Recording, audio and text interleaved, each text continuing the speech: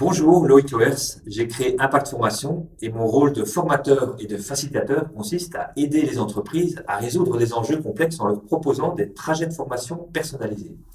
Alors, ce que j'ai envie d'apporter de tout particulier, c'est la puissance de la questionologie. La questionologie, c'est l'art et la science de poser des meilleures questions. Et c'est tout simplement parce que j'ai la conviction qu'en posant des questions différentes, eh bien, on fait évoluer et le questionné et le questionneur.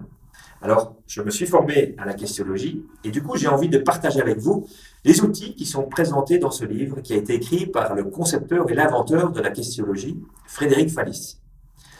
Et dans cette dernière prise de vue de ma série de 4 vidéos, eh bien, on va utiliser en fait un outil qui va permettre de mettre en pratique les 3 outils que nous avons découverts durant les 3 premières vidéos.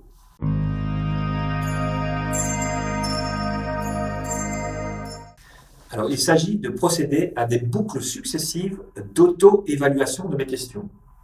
Alors, c'est très utile lorsque vous préparez vos questions à l'avance. Et là, je fais une parenthèse en vous disant que nous sommes seulement 0,001% à préparer nos questions à l'avance. Donc, je vous invite à le faire, c'est vraiment très utile. Alors, avant de poser la question, eh bien, vous allez évaluer sur une échelle de 1 à 10 à combien la question que vous allez poser donne envie, elle mobilise, elle stimule. Alors, par exemple, bof, 3 sur 10, eh bien, vous allez reformuler la question pour gagner 1 ou 2 points. Et puis, vous allez réévaluer de nouveau la reformulation que vous avez faite. Et puis, peut-être que j'ai gagné 1 ou 2 points, effectivement, je suis à 5 sur 10. Et là, vous allez reformuler la question pour gagner à nouveau 1 ou 2 points. Et lorsque vous atteignez 8 ou 9 sur 10, eh bien, votre question est prête pour être posée. Alors, lorsque vous préparez vos questions à l'avance, eh bien, vous prenez le temps de le faire. Mais c'est également possible de le faire avant de poser vos questions, dans la vraie vie. Alors, plus vous faites cet exercice, plus, évidemment, ça vous prendra moins de temps de le faire, vous deviendrez habitué à le faire. Mais le temps qu'il faut faire pour cette boucle successive d'évaluation, eh bien, c'est l'expression que vous connaissez tous qui est tourner sa langue 7 fois dans sa bouche avant de parler.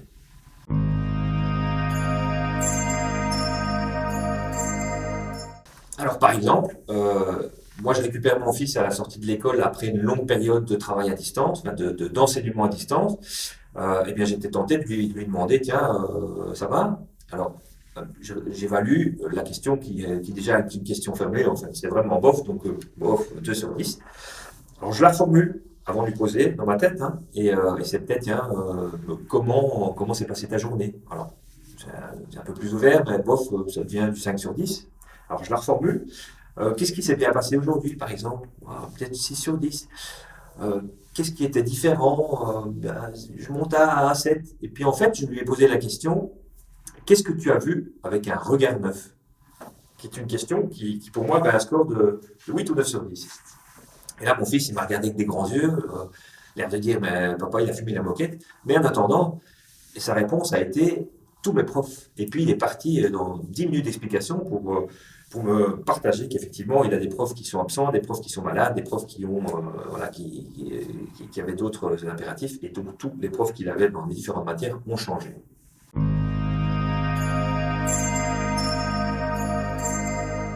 Alors, pour conclure cette dernière prise de vue et cette série de 4 vidéos, eh bien, j'ai envie de vous poser la question, à combien sur une échelle de 10 ces vidéos vous ont été utiles? Et puis, surtout, eh bien, qu'est-ce que vous faites différemment dès demain? Alors, en ce qui me concerne, je vous remercie de m'avoir suivi jusqu'au bout.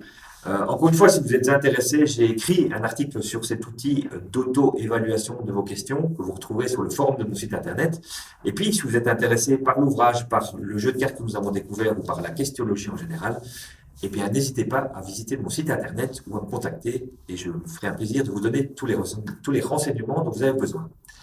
Un tout grand merci de m'avoir suivi au bout de cette aventure et à très vite. Merci de votre attention.